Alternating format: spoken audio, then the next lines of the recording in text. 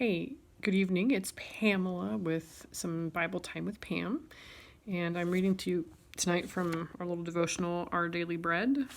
It's actually an old one, but just so you know, if you have these old things, they're never old because they're talking about God, and He's always present and current and all that kind of fun stuff. And this one was talking about the power of encouragement.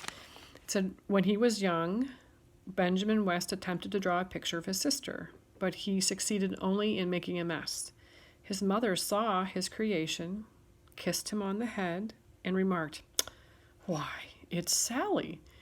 He would later say that it was that kiss that made him an artist and the great American painter he would become. Encouragement is a powerful thing. Like a child learning to paint, Paul didn't have much credibility early in his ministry, and there's talking about in the Bible in Acts. But Barnabas affirmed his calling. It was through Barnabas's encouragement that the church accepted Saul as a fellow believer. Barnabas would also encourage the fledgling church of Antioch, helping it to become one of the most influential in the book of Acts.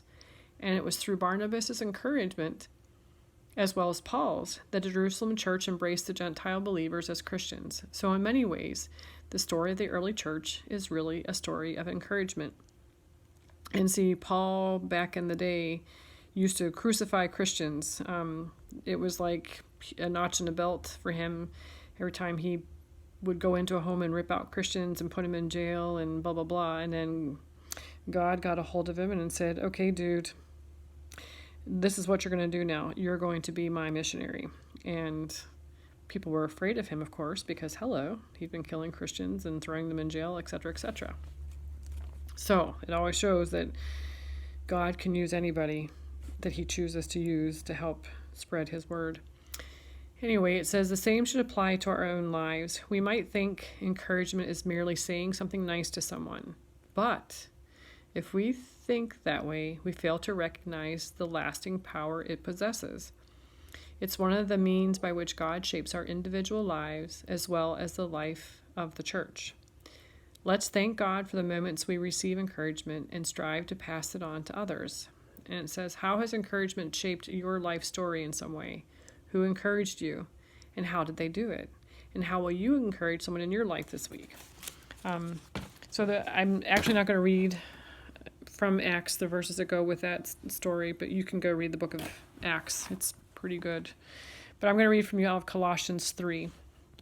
And some of the verses, I'm actually going to start down on verse 10. It says, "You are living a brand new kind of life that is continually learning more and more of what is right and trying constantly to be more and more like Christ, who created this new life in you. In this new life, one's nationality or race or education or social position is unimportant. Such things mean nothing. Whether a person has Christ is what matters, and he is equally available to all.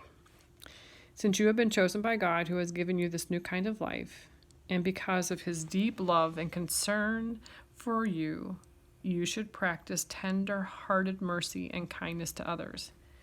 Be gentle and ready to forgive. Never hold grudges. They're unhealthy. Remember, the Lord forgave you, so you must forgive others. Most of all, let love guide your life.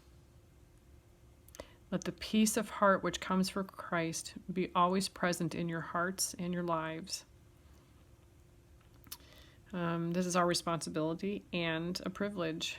Remember what Christ taught, and let his words enrich your lives and make you wise.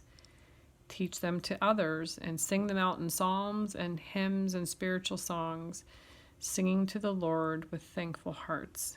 And whatever you do or whatever you say, let it be as a representative of the Lord Jesus, and come with him into the presence of God the Father to give your thanks. It says, work hard and cheerfully at all you do, just as though you were working for the Lord and not merely your masters, which means your bosses.